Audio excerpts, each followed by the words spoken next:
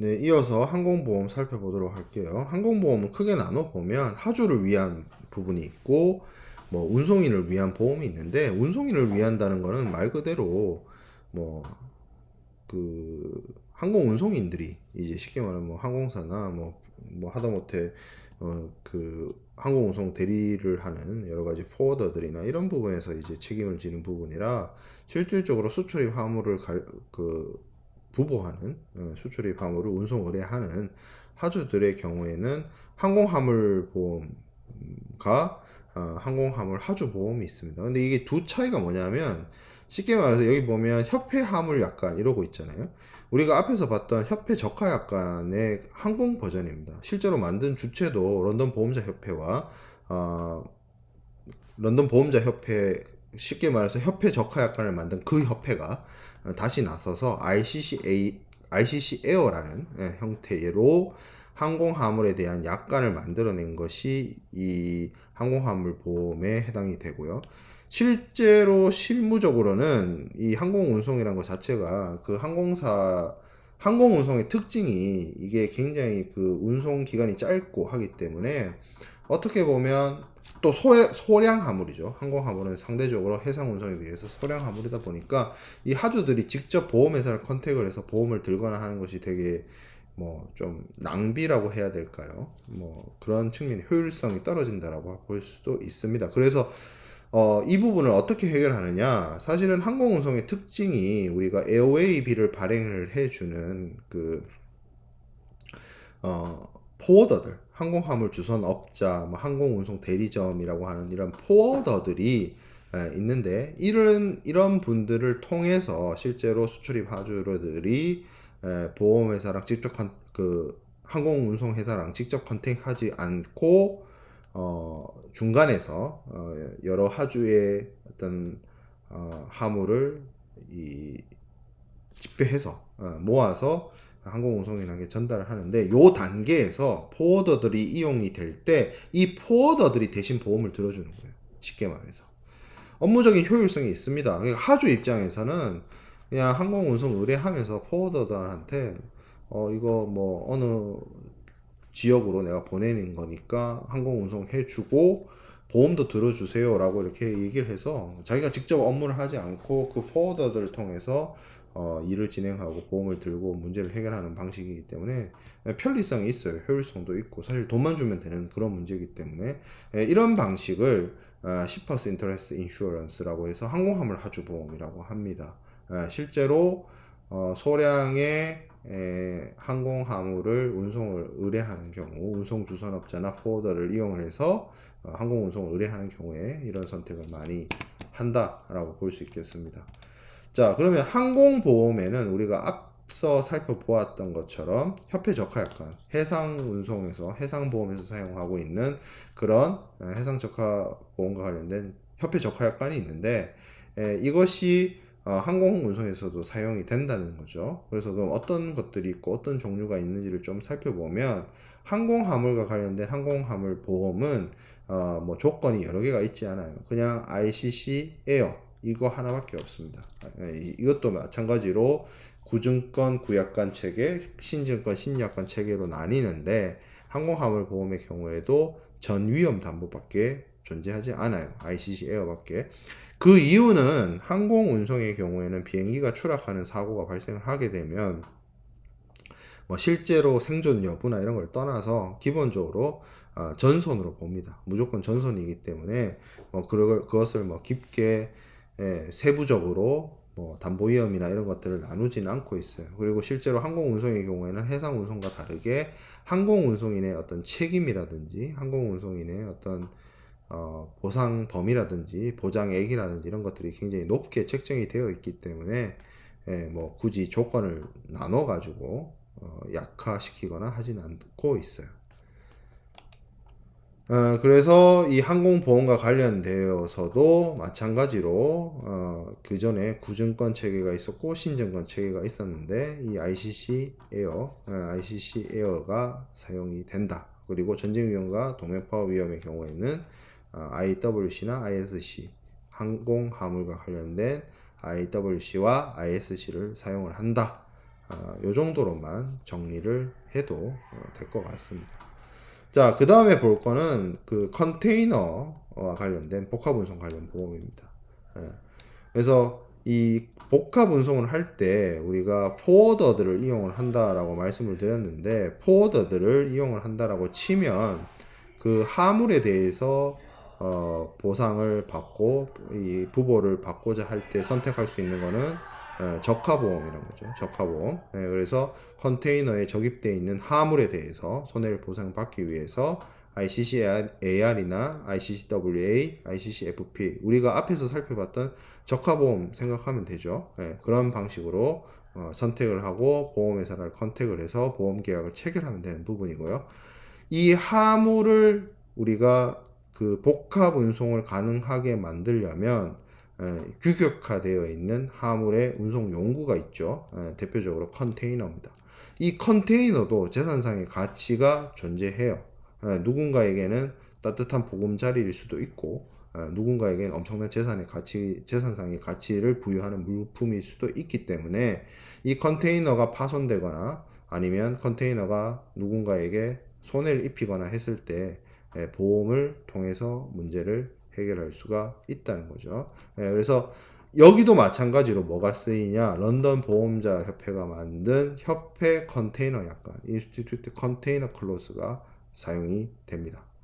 그래서 이 협회 컨테이너 약관이 사용이 되는데, 이 협회 컨테이너 약관은 기본적으로 타임이란 말이 붙어 있죠. 기간 약관이에요. 기간 약관으로 사용이 되고, 뭐 전손이나 공동훼손이나 이런 것들에 대해서 뭐 부보를 할지, 아니면 동맹 파업이나 전쟁 위험에 대해서 부보를 할지를 이제 보험자와 피보험자가 협상을 해서 선택을 해서 보험 계약을 체결을 하는 건데, 컨셉을 좀 말씀을 드리면 여기 보면 1, 2, 3이 있어요. 1번은 컨테이너 그 자체에 대한 보험이에요. 그래서 컨테이너의 파손이라든지 부분, 그런 문제가 생겼을 때 보험자로부터 보상을 받을 수 있는 그런 그런 보험인 것이고, 2번하고 3번이 있는데, 이 컨테이너가 다른 제3자의 생명이나 재산에 피해를 줘서 문제를 일으킬 수 있잖아요. 운반 도중에 뭐와 충돌한다든지, 무너져 버린다든지, 그럴 수도 있기 때문에 그 경우에 배상을 해주는 문제, 돈을 물어주는 문제를 해결하기 위해서 보험을 들 수도 있고요. 그리고 컨테이너는 어떤 화물을 옮기기 위한 운송 용구죠. 근데 얘가 문제가 생겨가지고 그 안에 담겨 있는 화물이 파손이 되거나 손상이 되거나 분실이 되거나 하는 문제가 생겼을 때 거기도 마찬가지로 물어줘야 될 수가 있어요. 운송인이 물어주겠죠. 그래서 그런 문제를 해결하는 화물손해 배상 책임 보험이 있습니다. 이 사용법은 이거예요. 운송인이 컨테이너 자체 보험을 들고 옵션으로 2번이나 3번을 추가로 부보하는 형태. 2번, 3번은 단독으로 부보하는 게 아닙니다. 1번을 들거나 1번만 하거나 1번에다가 2번, 3번 혹은 1번에 2번만 아니면 1번에 3번만 이런 식으로 선택을 해서 적용을 하는 방식입니다. 자, 그 다음에 살펴볼 내용은 선박보험이에요. 선박보험. 우리가 해상보험에 있어서도 앞서 살펴봤던, 거의 한 2주 가까이 살펴봤던 내용은 수출업자 내지 수입업자가 하주가 되어서 국제운송을 의뢰를 하고 그 국제운송 과정 속에서 발생될 수 있는 여러 가지 경제적 멸실이나 손상 이런 것들에 대비하기 위해서 위험관리적인 측면에서 해상 화물에 대한 보험을 부보하는 화물보험, 적하보험을 설명을 했는데, 그러한 운송을 제공하는 운송인들이 있죠. 선주이거나 아니면 용선을 해서 운송 서비스를 제공하는 사람이거나 그런 사람들은 선박을 보험에 부보를 합니다. 그래서 선박보험이라고 하고요. 이 선박도 마찬가지로 우리가 앞서 살펴봤던 것처럼 런던 보험자 협회가 중심이 돼서 만든 표준 약관이 존재를 해요. 정식 명칭은 Institute Time Clause HERS입니다. 그 헐스라는 게 그 영어 사전을 찾아보면 여러분들 알 수 있겠지만 배의 선체를 의미합니다. 그래서 그 선체에 대해서 기간약관으로 부보를 하고요. 선박에 발생될 수 있는 어떤 물리적인 손해라든지 그리고 사고로 인해서 뭐 수리비가 발생을 한다든지 그런 비용 손해, 그리고 다른 선박하고 배와 배도 충분히 교통사고가 날 수도 있거든요. 그래서 그런 문제가 생겼을 때 물어줘야 되는 돈을 보험을 통해서 보험자가 보상금을 지급하는 그런 것이 선박보험이 되겠습니다.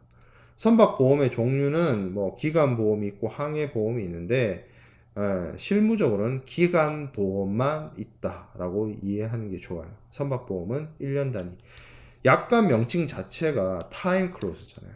그래서 타임 클로스라서 그 선박의 경우에는 뭐 기간으로 설정을 해서 보험을 들고 간혹 가다가 뭐 여기 나와 있는 것처럼 고철선을 해체해가지고 뭐 마지막 항해를 하거나 뭐 이런 경우 아주 특수한 경우가 아니면 선박은 기간보험으로 부보를 한다라는 거고, 선박보험의 종류를 잠깐 살펴보면 기본적으로 앞서 얘기했던 ITC 훌스를 들면 선체와 그 선체의 동력을 제공하는 기간에 대한 어떤 물리적인 손해나 비용 손해나 배상 손해를 담보합니다. 그리고 디스버스먼트가 있는데 이걸 이제 선비라고 하죠. 선박의 운용 비용을 말합니다. 선박을 운영함에 있어서 소요되는 비용을 말하는데 굳이 예시를 들자면 연료비라든지 선원들이 먹고 마시는 식사비, 부식비, 소모품비, 뭐 선용품비, 뭐 그런 것들을 말해요. 그런 것들 이제 선박을 제대로 운용하기 위해서 투자되는 소요 비용을 말하는데 이것 또한 일종의 어떤 투자금이라고 볼 수 있어요. 그래서 이 투자금에 대해서도 선박보험을 부보할 수 있습니다. 근데 제한은 있습니다. 선체보험 가격의 25%, 4분의 1까지만. 그러니까 배의 가격이 예를 들어서 1,000억이다 라고 하면 이 선비는 250억까지 뭐 이런 식으로 제한이 걸려 있다는 점이고, 증액보험이 있습니다. 선박의 가치가 증가할 수도 있어요. 뭐 그런 경우가 있습니까? 라고 하는데 선박이라는 거는 일종의 부동산과 같다고 보면 돼요. 뭐 그 가격도 그렇고 선박을 만드는 데 있어서 이 투자되는 가격도 그렇고 실질적으로 부동산처럼 취급을 하는 경우도 있습니다. 법제적으로. 그러다 보니 시장에 수요가 많고 그 선박의 대수는 부족을 하고 이러면 선박의 가치가 올라가요. 그럼 그 경우에 보험 가액이나 이런 것들이 증가될 수가 있기 때문에 그 부분을 증액보험을 통해서 원래 보험보다 보험 금액을 높인 그런 증액보험을 사용을 할 수도 있습니다. 자, 그러고 나서 이제 또 추가적으로 얘기를 해야 되는 부분이 뭐냐면 P&I 보험이라는 게 있어요. 앞서 우리가 살펴봤던 선체 보험이라든지 이런 부분들은 그 선주들이 혹은 선박의 운용사가 실질적으로 보험회사랑 직접 계약을 체결해서 보험을 부보하는 것인데, 선박이 어떤 가지고 있는 어떤 경제적 가치나 이런 것들, 그리고 뭐 보험 가액이라든지 이런 부분들이 굉장히 큽니다. 요즘 나오는 뭐 2만 TU 이상급의 선박들의 경우에는 몇 천억씩 한단 말이죠. 선박의 신주 가격, 그 건조 가격이나 이런 것들이 굉장히 높기 때문에 모든 걸 다 그 보험회사를 통해서 해결할 수가 없습니다. 그래서 그리고 또 그런 선박들, 그런 대형 선박들을 운용하는 선주들의 경우에는 보험회사 못지않는 자본력과 경제력을 갖추고 있기 때문에 선박을 소유하고 있는 선주들끼리 서로 하나의 상호협동조합 같은 형태를 만들어서 자기들이 선박을 운용하는 도중에 발생되는 매실이나 손실과 같은 경제적 피해를 자기들이 각출한 돈으로 해결하는 그러한 형태도 존재합니다. 그게 P&I 보험이라고 합니다. 한국 선주보험, 뭐 선주 배상 책임 상호조합, 뭐 이런 형식으로 이야기되고 운용이 되고 있는데 한국에도 이러한 곳이 있어요. 코리아 P&I라는 곳이 있어요. 그래서 한국 선주 상호 보험 이런 명칭으로 운영을 하고 있습니다. 그래서 선박에 발생될 수 있는 여러 가지 멸실 손상들은 보험이라는 보험 회사를 통해서도 해결을 할 수 있지만 P&I를 통해서도 어느 정도 해결을 할 수가 있다. 물론 이 두 개 중에 하나만 선택하는 경우는 잘 없습니다. 선박 보험도 들고 그리고 선주 상호 보험에 출자도 하고 회원으로 정회원으로 그런 선택을 해서 선박에서 발생할 수 있는 여러 가지 멸실 손상들을 부보하는 방식을 선택을 하고 있어요. 자, 그리고 추가적으로 정책보험에 대한 이야기를 하고 수업을 마치도록 하겠습니다. 정책보험이라고 하는 건 뭐냐면 일반적으로 우리가 앞서 살펴봤던 해상보험이라고 하는 것은 국제운송의 수반이 되어서 국제운송을 원활히 하도록 국제운송 도중에 발생되는 화물의 혹은 비용에 아니면 수익의 멸시손상에 대해서 이를 보호하는 일종의 부보를 제공하는 것이었는데 그게 이제 어떻게 보면 상업적인 목적으로서 이루어지는 보험이라고 볼 수가 있죠. 근데 이 정책보험이라고 하는 건 뭐냐면 국가가 어떤 정책적 목표를 달성하기 위해서 운용하는 그러한 보험과 비슷한 시스템을 정책보험이라고 합니다. 그러면 이 정책보험이 보호하고자 하는 어떤 위험은 무엇이냐? 수출자 혹은 수입자가 무역 거래를 하면서 발생될 수 있는 비상위험이나 신용위험들을 커버하고자 하는 거예요. 그러니까 비상위험이라고 하는 거는 말 그대로 뭐 천재지변이라든지 뭐 전쟁이라든지 이런 것들 실제로 무역을 하는 당사자들이 컨트롤할 수 없는 그런 일들. 그리고 신용위험이라고 하는 거는 뭐냐면 나는 제대로 정상적으로 거래를 했는데 거래 상대방이 부도가 난다든지 뭐 사기를 친다든지 그런 것들로 인해서 발생되는 여러 가지 문제들이 있습니다. 그거를 무역을 진흥하고 수출을 장려하고 싶은 국가 입장에서는 이런 위험으로 인해서 어떤 의지나 동력이나 이런 것들이 사라지는 것도 문제이고 실질적으로 수출입업자들이 큰 피해를 보는 것도 국가 경제적인 차원에서는 바람직하지 않기 때문에 하나의 어떤 목적을 가지고 이러한 목적을 가지고 이런 국제 무역을 하는 자들이 보험 형식으로 보험을 부보를 해서 만약에 비상위험이나 신용위험이 발생을 하면 보험을 통해서 보험 제도를 통해서 보험금을 받을 수 있는 그런 제도를 만든 것이 정책보험입니다. 실질적으로 그 한국의 경우에는 한국무역보험공사 K-슈어라는 곳에서 제한적으로는 원래 이게 예전에는 명칭이 수출보험이었어요. 그래서 한국은 무역으로 먹고 사는 나라고 수출을 장려하는 국가였기 때문에 수출자들이 해외에서 발생될 수 있는 비상위험이라든지 신용위험으로부터 좀 보호하는 차원에서 수출보험을 운용을 했고 수입의 경우에도 어느 정도 보호를 합니다. 근데 이제 수입은 아무래도 한국의 어떤 무역 상황이나 통상 환경이 주로 원자재나 이런 농산물 이런 것들을 수입을 해가지고 여기서 한국 내에서 제조 가공을 해서 수출하는 형태를 취하고 있다 보니까 원부자재 이런 것들의 수입에서 발생될 수 있는 신용위험이나 비상위험을 보호하는 그런 상품들을 일종의 이거는 이제 무역업자들이 이용할 수 있는 무역 상품이거든요. 보험 상품이거든요. 그래서 수출이라든지 수입에 있어서 발생 가능한 여러 가지 비상위험이나 신용위험을 제거하고 보호받을 수 있는 조치를 취한다라는 겁니다.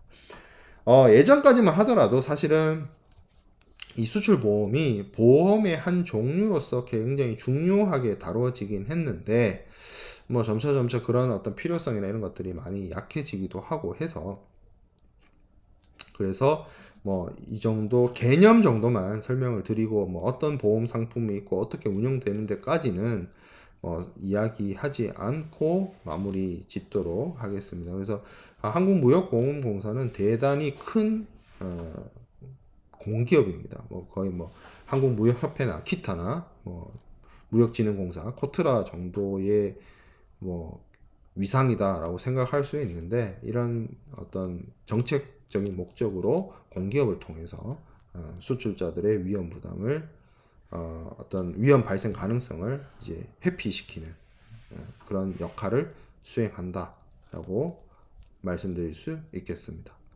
자, 그래서 여기까지 진행을 하고 이번 주 강의를 마치도록 하겠습니다.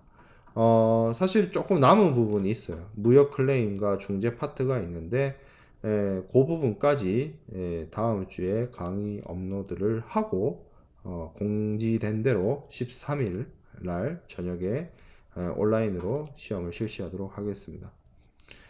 시험 범위는 정확하게는 조금 여러분들한테 좀 편의를 주고자 관련돼서 나중에 다음 주 초에 LMS에 정확하게 시험 방식이나 범위에 대해서 공지를 하도록 하겠습니다.